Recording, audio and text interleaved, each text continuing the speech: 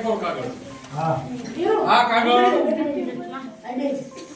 આપણે કટિંગ એવું કરવું છે કે જેમાં મારું માથું દાખલ થઈ જાય. જો બરોબર, આમાં દાખલ થઈ જવું જોઈએ.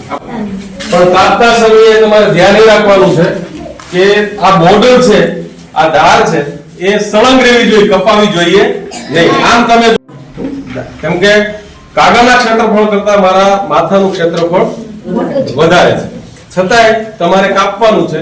તમારે ફક્ત તમારું માથું દાખલ થાય એવું કટિંગ કરવું. એક કરતા બે માથા દાખલ થાય, આમાં એકમાં બે દાખલ થાય એવું જો તમારા અંદરનો ભાગ કાપવાનો હોય તો બોર્ડર કપાઈ જાય.